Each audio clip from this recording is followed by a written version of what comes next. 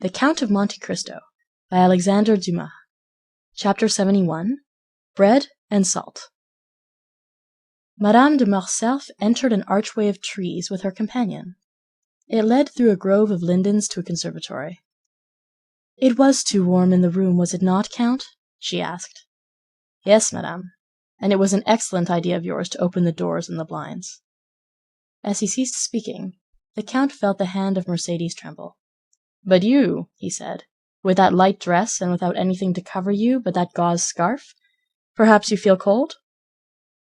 "Do you know where I am leading you?" said the Countess, without replying to the question. "No, madame," replied Monte Cristo, "but you see I make no resistance." "We are going to the greenhouse that you see at the other end of the grove." The Count looked at Mercédès, as if to interrogate her, but she continued to walk on in silence, and he refrained from speaking. They reached the building, ornamented with magnificent fruits, which ripen at the beginning of July in the artificial temperature which takes the place of the sun, so frequently absent in our climate. The Countess left the arm of Monte Cristo and gathered a bunch of muscatel grapes. "See, Count," she said, with a smile so sad in its expression that one could almost detect the tears on her eyelids. "See, our French grapes are not to be compared, I know, with yours of Sicily and Cyprus. But you will make allowance for our northern sun?" The Count bowed, but stepped back. "Do you refuse?" said Mercédès in a tremulous voice. "Pray excuse me, madame," replied Monte Cristo, "but I never eat muscatel grapes." Mercédès let them fall, and sighed. A magnificent peach was hanging against an adjoining wall, ripened by the same artificial heat. Mercédès drew near and plucked the fruit. "Take this peach, then," she said. The Count again refused. "What, again?" she exclaimed, in so plaintive an accent that it seemed to stifle a sob. "Really, you pain me." A long silence followed. The peach, like the grapes, fell to the ground. "Count," added Mercédès with a supplicating glance, "there is a beautiful Arabian custom which makes eternal friends of those who have together eaten bread and salt under the same roof." "I know it, madame," replied the Count, "but we are in France and not in Arabia, and in France eternal friendships are as rare as the custom of dividing bread and salt with one another." "But," said the Countess breathlessly, with her eyes fixed on Monte Cristo, whose arm she convulsively pressed with both hands, "we are friends, are we not?" The Count became pale as death, the blood rushed to his heart, and then again, rising, dyed his cheeks with crimson. His eyes swam like those of a man suddenly dazzled. "Certainly we are friends," he replied. "Why should we not be?" The answer was so little like the one Mercédès desired that she turned away to give vent to a sigh, which sounded more like a groan.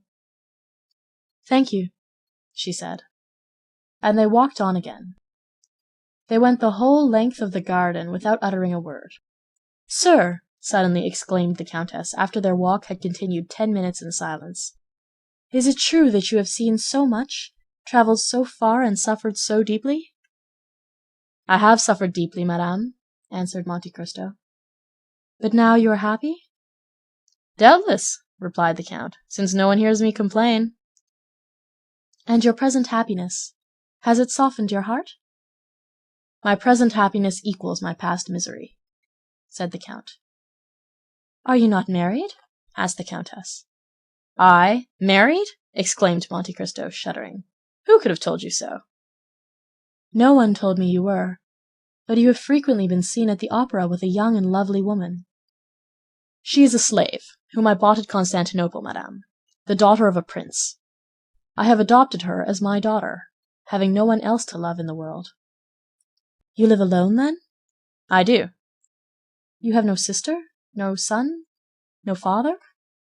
"I have no one." "How can you exist thus without any one to attach you to life?" "It is not my fault, madame. At Malta I loved a young girl, was on the point of marrying her, when war came and carried me away. I thought she loved me well enough to wait for me, and even to remain faithful to my memory. When I returned she was married. This is the history of most men who have passed 20 years of age. Perhaps my heart was weaker than the hearts of most men, and I suffered more than they would have done in my place. That is all." The Countess stopped for a moment, as if gasping for breath. "Yes," she said, "and you have still preserved this love in your heart. One can only love once. And did you ever see her again?" "Never." "Never?" "I never returned to the country where she lived." "To Malta?" "Yes, Malta." "She is, then, now at Malta?" "I think so." "And have you forgiven her for all she has made you suffer?" "Her, yes." "But only her. Do you then still hate those who separated you?"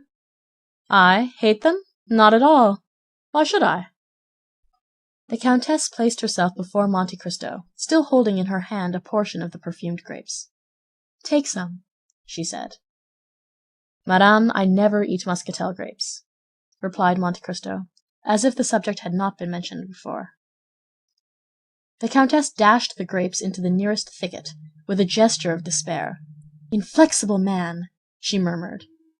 Monte Cristo remained as unmoved as if the reproach had not been addressed to him. Albert at this moment ran in. "Oh, mother!" he exclaimed, "such a misfortune has happened!" "What? What has happened?"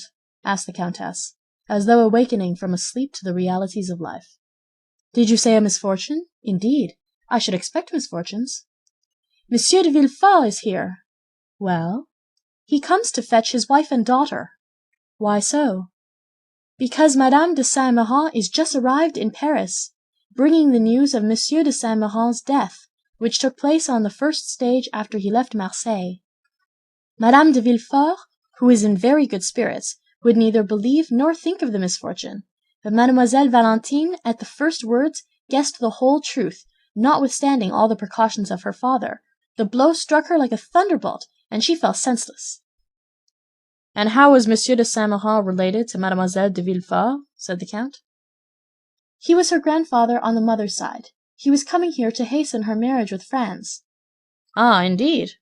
"So Franz must wait." "Why was not Monsieur de Saint Méran also grandfather to Mademoiselle Danglars?" "Albert, Albert," said Madame de Morcerf, in a tone of mild reproof, "what are you saying?" "Ah, Count, he esteems you so highly, tell him that he has spoken amiss." And she took 2 or 3 steps forward. Monte Cristo watched her with an air so thoughtful and so full of affectionate admiration, that she turned back and grasped his hand. At the same time, she seized that of her son, and joined them together. "We are friends, are we not?" she asked. "Oh, madame, I do not presume to call myself your friend, but at all times I am your most respectful servant." The Countess left with an indescribable pang in her heart, and before she had taken 10 steps, the Count saw her raise her handkerchief to her eyes.